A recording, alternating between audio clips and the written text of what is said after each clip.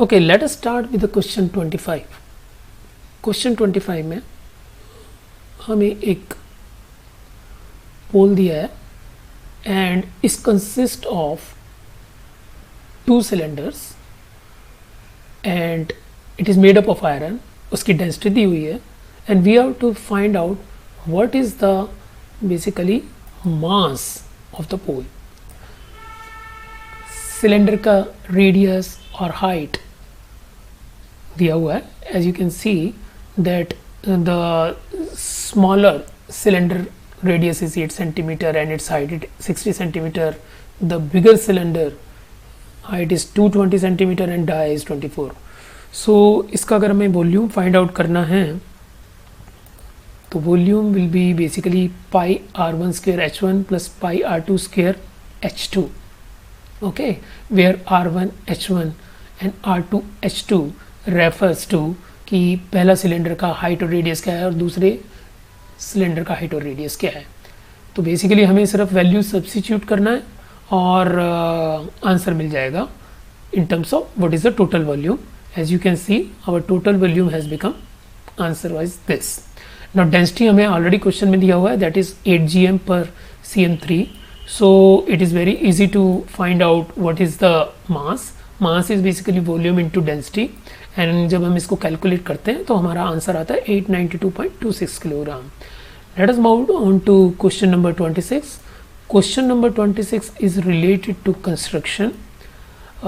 It has got options but we are going to solve both. पहला जो question है हमें एक ट्राइंगल ABC बनाना है जिसकी साइड 5 सेंटीमीटर है और दूसरा एक और ट्रायंगल बनाना है जिसकी साइड 2/3 टाइम्स है corresponding to the sides of the first triangle. ठीक है, तो इसकी कंस्ट्रक्शन कैसे होगी? Let us consider the first one. तो एक we know that ABC is an equilateral triangle and it is very easy to construct an equilateral triangle. उसमें क्या किया हमने? पहले हमने एक लाइन ड्रॉ की है, लाइन BC। उसके बाद क्या किया? We took B as a center and BC as a radius and draw an arc. Similarly, the next thing what we do is take C as a center and CB as a radius, draw another arc. Basically these two arc आपस में cut करेंगी point A पे and हम A and B and A and C को join करेंगे तो हमारे पास ABC is a triangle जिसकी हर साइड 5 सेंटीमीटर है and basically is an equilateral triangle. Now अभी हमें एक दूसरा ट्रायंगल बनाना है जिसकी हर साइड ABC की कॉरस्पॉन्डिंग साइड के 2/3 टाइम्स हो। तो उसके लिए हम क्या करेंगे? हमने क्या किया? BC को बेस मान के एक एक्यूट एंगल ड्रॉ किया है, दैट इज़ एक लाइन ड्रॉ की है which is making BP which is making an acute angle with the line BC। और हमने एक रैंडम लेंथ ली है कंपास आर्क कट करने के लिए और उसको using B as a center उस रैंडम लेंथ से हमने एक आर्क कट मारी and it meets line BP at P1। इसी तरह हमने P1 को सेंटर लेके and with the same arc length, basically हमने कंपास की जो लेंथ है वो चेंज नहीं करनी है, P1 को सेंटर करके दूसरा कट लगाया which meets BP at P2। Similarly P2 को सेंटर करके एक और कट लगाया which meets BP at P3. So what we have drawn is कि BP1 is equal to P1 P2 is equal to P2 P3. So you can also say that BP2 is 2 times P2 P3. हमने वो इसलिए draw किया है क्योंकि हमें 2/3 का length का ट्रायंगल ड्रॉ करना है। अभी हमें क्या करना है? P3 और C को हमने ज्वाइन किया है। Okay, now start from point P2 and draw a line parallel to P3C. So ये जो लाइन हम ड्रॉ करेंगे वो BC को E पे मीट करेगा।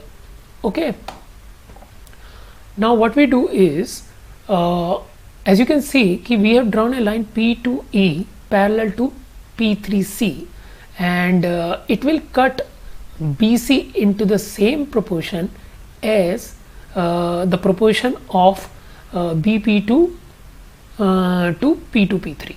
Okay, because these two lines are parallel. Now what we do is, so basically you can say that BE upon BE is equal to basically 2 times EC. So you can say जो B की जो length है वो 2/3 है of BC. Okay. Now what we do is take the point E and draw a line parallel to CA.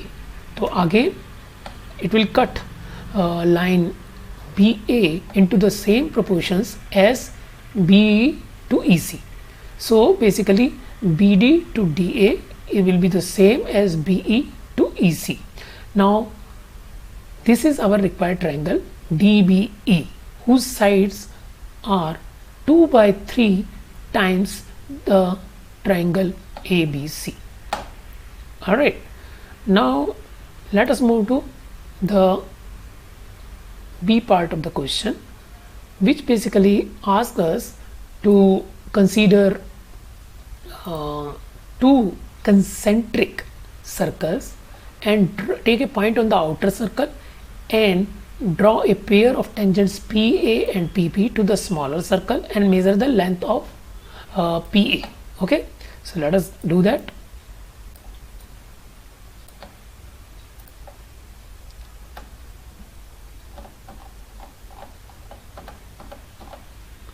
Here is the construction.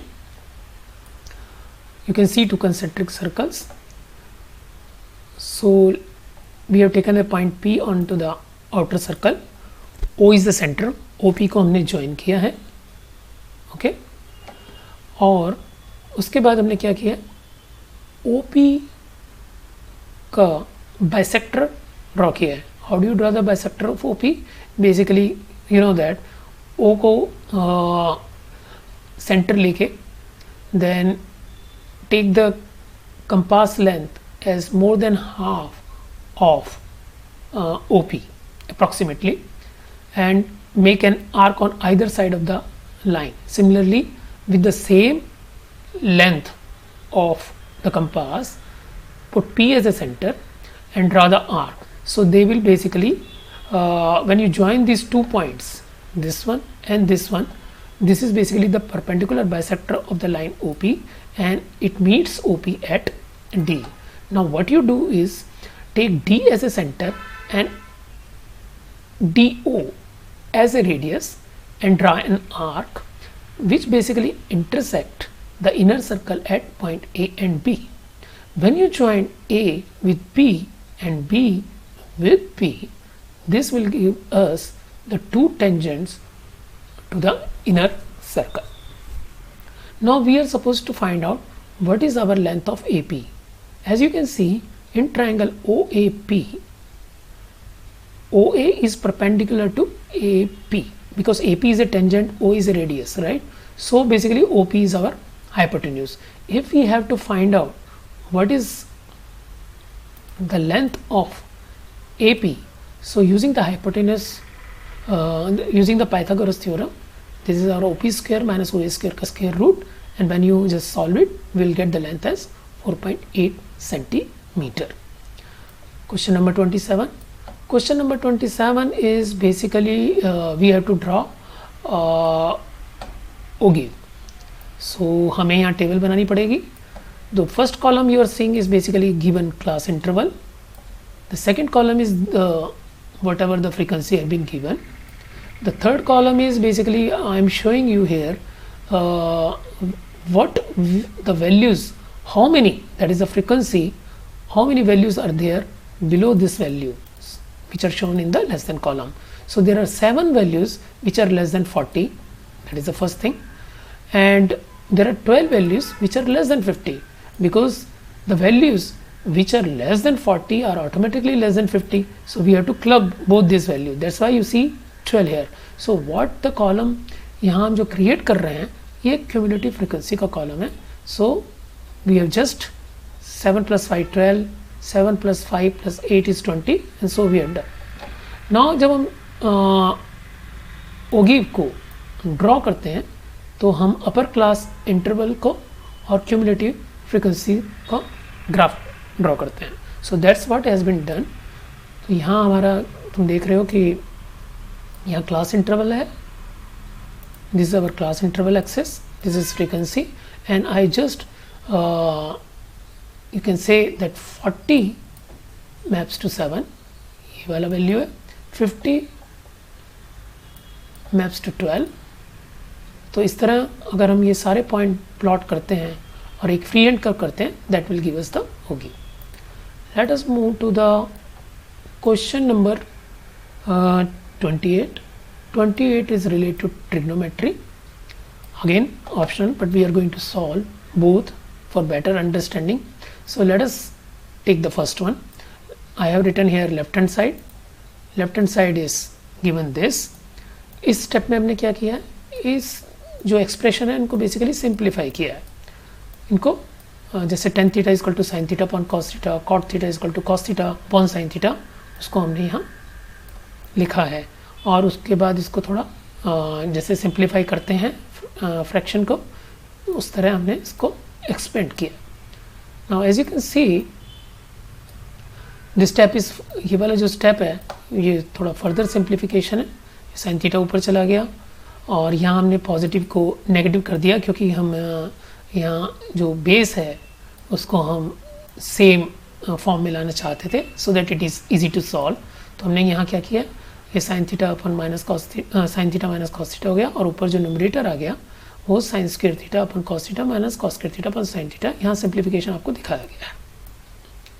Okay, now यहाँ क्या किया है, यहाँ हमारा जब numerator sine cube theta minus cos cube theta आया है, तो basically this is the expression in the form of A cube minus B cube, जिसका एक्सप्रेशन हमारा क्या रहता है, इस तरह से रहता है, A cube minus B cube equal to A minus B into A square plus A B plus B square. उसको ही हमने यहाँ एक्सपेंड किया है. So sine cube theta minus cos cube plus sine theta minus cos theta, और the remaining expression is this. अब इसको further simplify करते हैं तो ये कैंसिल हो गए हैं, और इसके बाद हमारा एक्सप्रेशन आ गया ये वाला. Okay, 1 plus sine theta cos theta divide by further करके, and that you know you get cosec theta sec theta plus 1, which is our right hand side. Now let us go to the second optional question, that is B. हम इसमें क्या कर रहे हैं, left hand side को लिया हमने, ये लेफ्ट हैंड साइड लिया, सिंप्लीफाई किया, फर्दर सिंप्लीफाई किया, sign square theta divided by 1 plus cos theta. Sign square theta को हम चेंज कर सकते हैं 1 माइनस कॉस स्क्वायर थीटा, और ये हमारा क्या है, a square minus b square. तो इसको फर्दर सिंप्लीफाई किया तो हमारा आ गया answer left hand side equal to 1 minus cos theta. Similarly हमने राइट हैंड साइड को लिया है, इसको भी हम ऐसे ही सिंप्लीफाई करके कर रहे हैं. देखो right hand side is 2 plus sine theta upon cot theta minus cosec theta. यहाँ सिंप्लीफाई किया, इसको ऊपर लेके गए. Again as you can see is very easy to understand. I again all the steps. तो आखिर में क्या आता है, 1 minus cos theta. So which is make sure that our left hand side is equal to right hand side. Now coming to the question number 29. Question number 29 is related to the arithmetic progressions. So let us do that. तो part A है, that is our optional question. Part A में हमें arithmetic progression दिया गया है, तो हमें find out करना है कि -82 इस अरिथमेटिक प्रोग्रेशन का कौन सा टर्म होगा, और दूसरा पार्ट है कि -100 इस अरिथमेटिक प्रोग्रेशन में अकर होता है या नहीं होता है. So you know that arithmetic progression is given by A plus D, A plus 2d etcetera, and the nth term is a plus n minus 1d, right. तो ये हमारी क्या है, ये अरिथमेटिक प्रोग्रेशन है. डी हमने फाइंड आउट किया, D equal to -5, और हमने जो फाइंड आउट करना है, सो let us assume that -82, okay,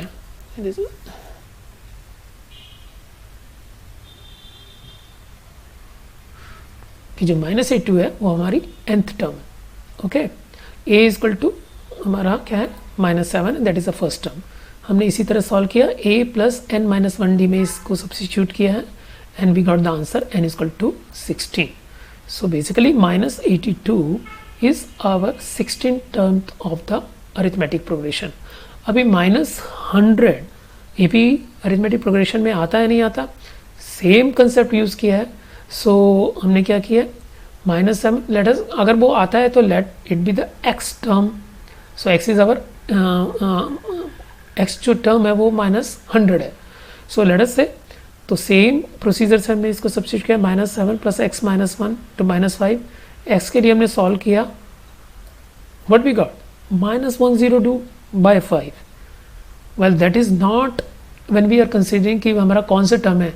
सो इसका मतलब सेकेंड टर्म है, 10th टर्म है, 20th टर्म है. So basically that answer has to be a natural number, right.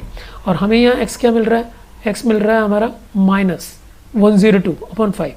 Not only it is negative बल्कि ये फ्रैक्शन में भी आ रहा है. तो इसका मतलब -100 is not in our arithmetic progression. दूसरा जो हमारा बी पार्ट है उसमें हमें पूछा गया है कि how many terms must be there और टेकन सो दैट उनका जब हम एडिशन करें तो 180 आए. ओके, और अगर तुम्हारा आंसर डबल आता है तो उसको एक्सप्लेन करो. Can you see that? Explain the double answer, isn't it? So let us see.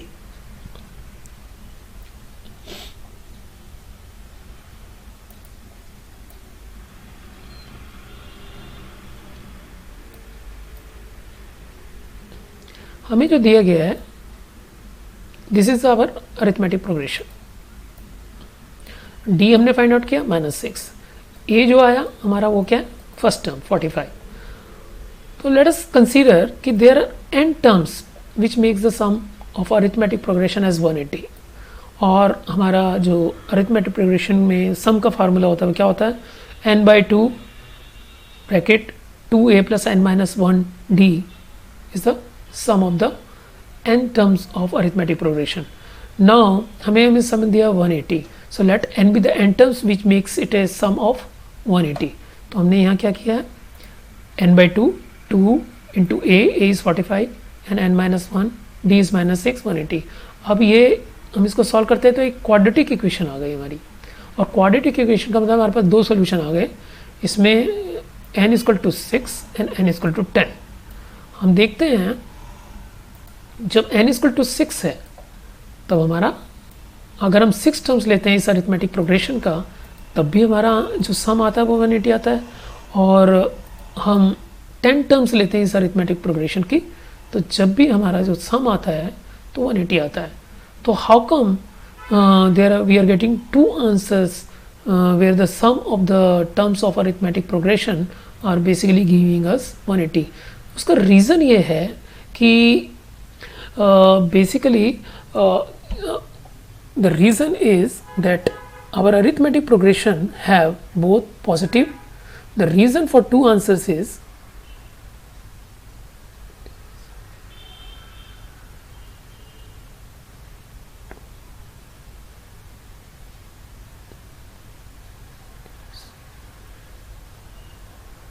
AP has got both positive and negative terms. Okay, so that is our reason.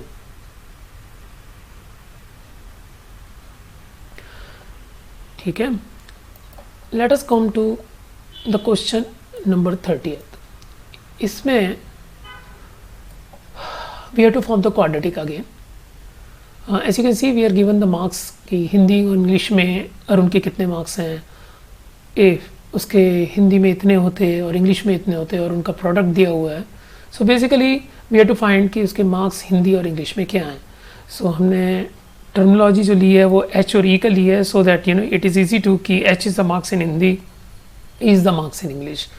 ये हमें दिया हुआ है कि E + H 30 है और E + 2 into H - 3 = 210. ये भी हमें दिया हुआ है इसमें, राइट. ये देखो इधर, अगर हम इसको सॉल्व करते हैं तो हमें क्वाड्रेटिक मिलता है, और उस क्वाड्रेटिक को सॉल्व करते हैं तो हमें आंसर आता है 13 and 12.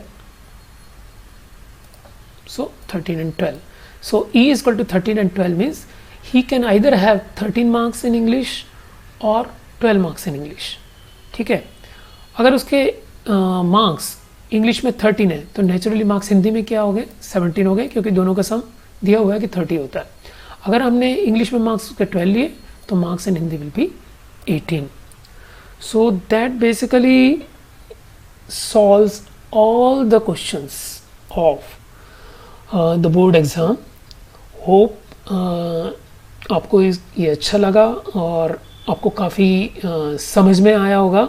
I have tried my best to explain all the concept and all the questions, and अगर आपको कोई डाउट है तो please do write into the comment and I will try my best to explain all the questions you have. Thank you so much.